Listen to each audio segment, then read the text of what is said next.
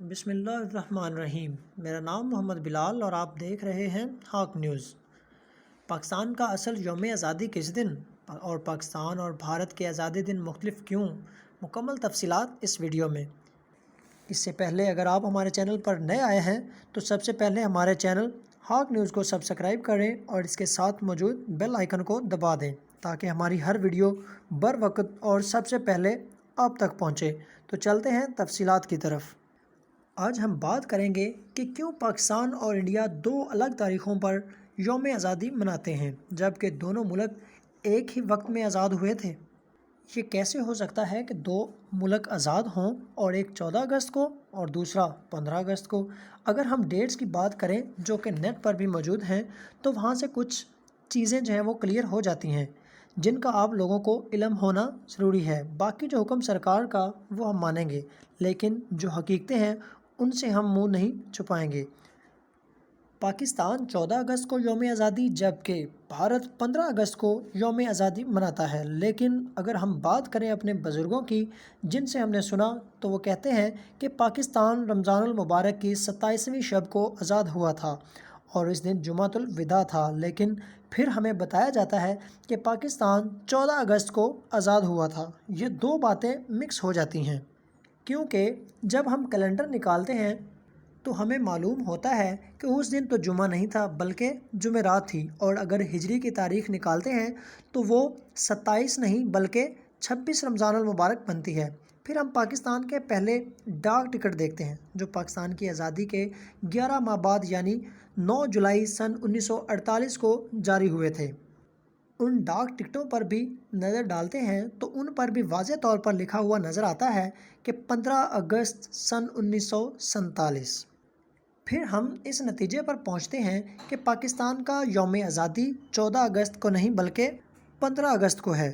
تو پھر یوم آزادی کی جو پہلی سالگرہ تھی وہ 14 اگست 1948 کو کیوں منائی گئی؟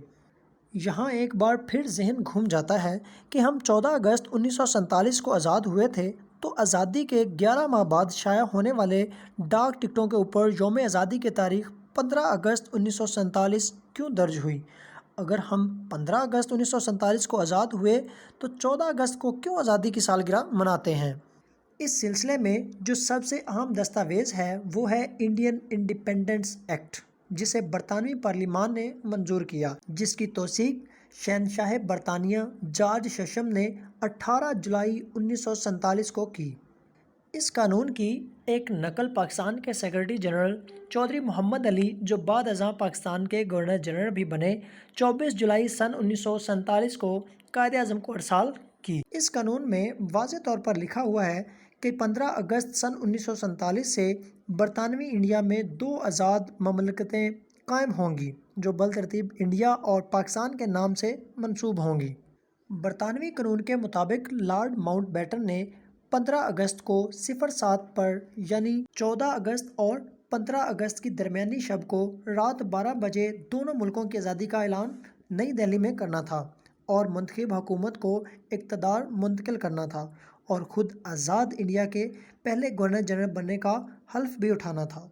مسئلے کا حل یہ نکالا گیا کہ لارڈ ماؤنٹ بیٹن 13 اگست سن 1947 کو کراچی تشریف لائیں گے اور 14 اگست کو پاکستان کی دستور ساز اسمبلی سے خطاب کرتے ہوئے انتقال اقتدار کی کارروائی مکمل کریں گے اور یہ اعلان کریں گے کہ اس رات یعنی 14 اور 15 اگست کی درمیانی شب پاکستان قائم ہو جائے گا۔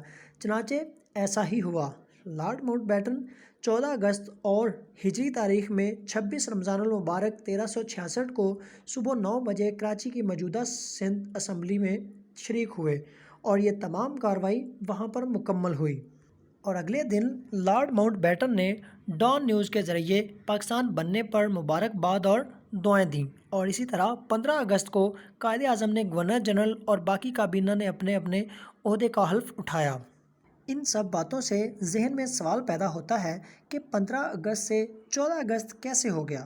ان باتوں کا سب سے بڑا اور استھینٹک پروف نیشنل ڈاکومنٹیشن سینٹر اسلام آباد کا ہے، اور اگر آپ وہاں جائیں گے تو آپ کو بہت سارے فائل جو اب عوام کے لیے اوپن ہیں وہ آپ دیکھ سکتے ہیں۔ وہاں پر واضح طور پر یہ پوری کنورسیشن اور فل ڈاکومنٹیشن کی نقول جو ہیں وہ ملیں گی۔